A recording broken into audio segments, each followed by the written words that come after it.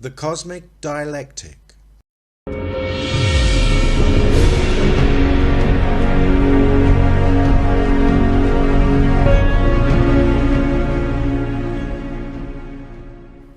There has been an ongoing battle between the forces of light and the forces of darkness since man first set foot on this earth.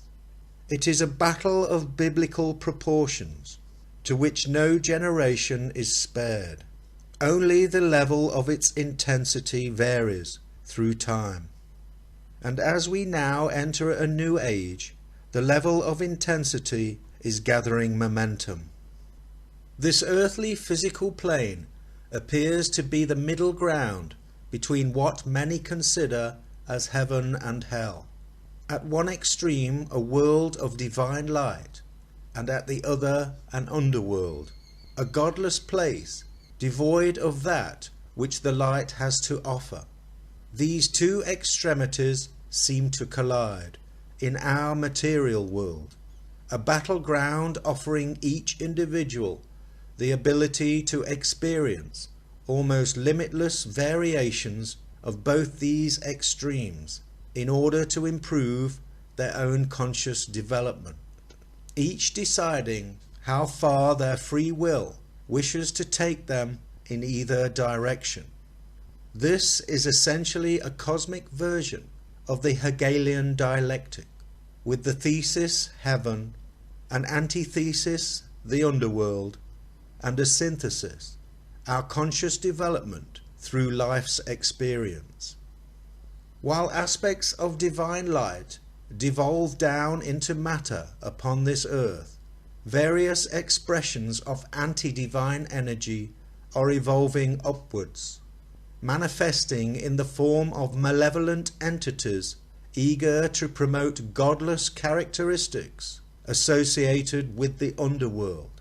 And over time they grow more sophisticated as they interact and oppose divine consciousness here upon the earth.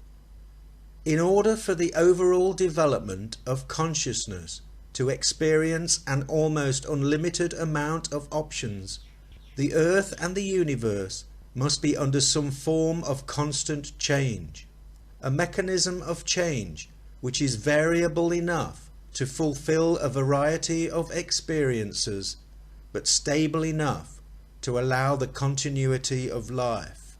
The zodiac clock of the great year, offering 12 ages or epochs, each 2,160 years long, is a possible explanation and insight into how this balancing act of change can manifest, giving tremendous opportunity for varying cosmic energies to influence human consciousness over time. Saturn, the ruling planet of this new epoch, has the potential to promote and increase the activity and influence of entities and their representatives from the underworld, evolving upwards to impose satanic energies of control and restrictions upon humanity for the next two epochs. The logic behind this observation comes from the characteristic expressions of the planetary glyph associated with Saturn, which is the cross of materialism over the crescent of spirituality.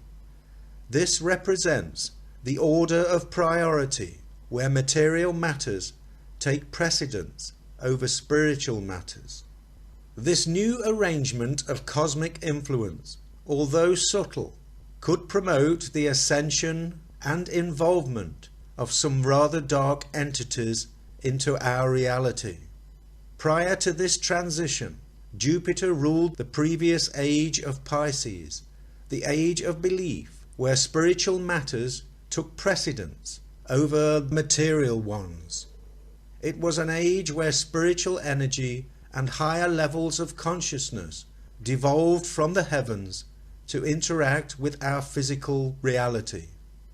It was a time of religious and spiritual expansion, when Jesus and Muhammad entered the picture, promoting their unique expressions of spiritual matters.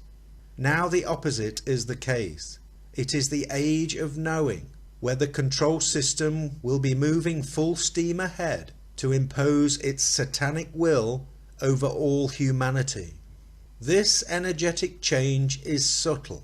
However, if humanity as a whole sits back and does nothing to counteract satanic energy, their lives will reflect this backdrop. But if they unite in pockets of resistance, focusing on higher levels of spiritual consciousness, their righteous intent and will as a collective should tip the balance of light in their favor.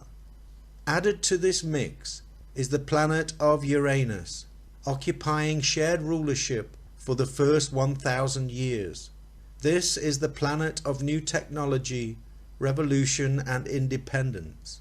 However, being an outer planet, not visible to the naked eye, its influence is primarily concerned with the subconscious.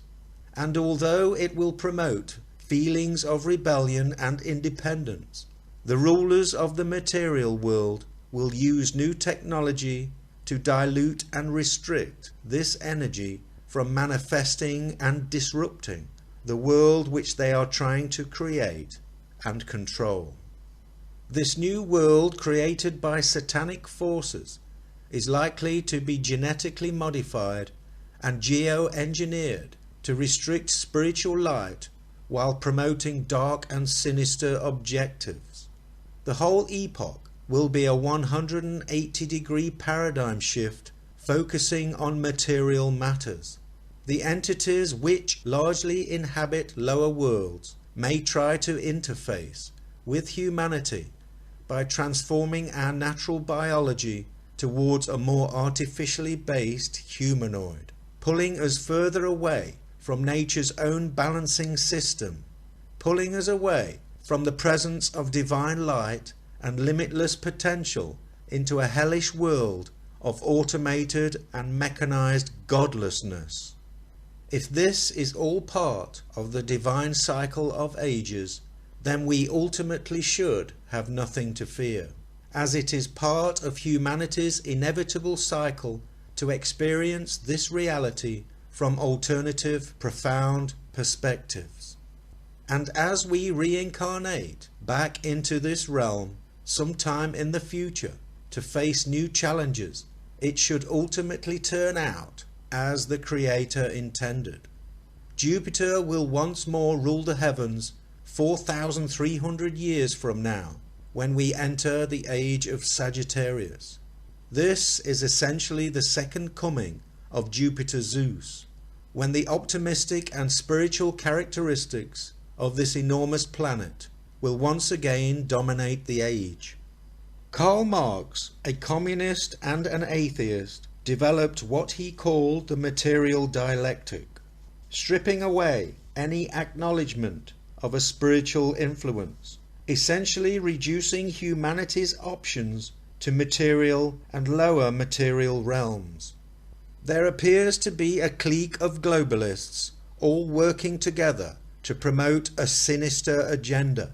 This clique, made up of various groups, have united at this particular moment in time as we enter this new age. The common denominator which unites all these various groups is their allegiance to Saturnian characteristics, promoting a Marxist material dialectic while denying natural aspects of creator consciousness. All your leaders have joined a global satanic union determined to steer humanity down the left-hand path and into the arms of a godless influence. The only way out of this dangerous situation is for all spiritually orientated people to unite against the opposing forces of darkness. This means righteous Christians and Muslims, who make up around half the world's population, must join together and proactively take back control of their lives. Failure to do so will result in humanity descending further into a godless abyss which they may never recover from. This is the oldest battle in history, an ongoing attempt by godless entities lurking throughout the underworld to abolish any form of light offered by higher levels of consciousness. The control system will try to pull the majority of people into underpinning and promoting their version of the future, as opposed to allowing the people to blossom under their own intuition and to live a life which gives them freedom and options. Mythology teaches us that if any control system oversteps its remit by uniting humanity under an all-encompassing, one-size-fits-all arrangement, Creator consciousness will intervene with its own divine reset, allowing the spectrum of diversity to manifest once more. This is exactly what happened to the Tower of Babel. A united humanity in the generations following the Great Flood, speaking a single language and migrating westward, comes to the land of Shinar. There they agree to build a city and a tower tall enough to reach heaven. God, observing their city and tower, confounds their speech so that they can no longer understand each other, and scatters them around the world. The universe appears to have its own built-in mechanism for resetting the earth through the unpredictable appearance of comets. No matter how advanced humanity becomes, or how far entities from the underworld infest this earthly realm, cosmic forces out of our control can, at any time, smash their way through our atmosphere, sending the earth and all its inhabitants back to the Stone Age, keeping the natural cycle of rising and falling civilizations ongoing. When viewing the lives of our ancestors, much of what they created and strived for has faded, along with the memories of their cultures and civilizations. Consequently, one may ask, what was the true underlying purpose of their living experience, if it was not to interact with one another in a manner favourable to their overall spiritual and conscious development? We are spirits, descended into matter for a purpose. Understanding this is the meaning of the term having life, and having it more abundantly. This does not mean accumulation of products. It means doing that which is true. Truth is eternal. It cannot alter. Only truth will make you free. Alan Watt.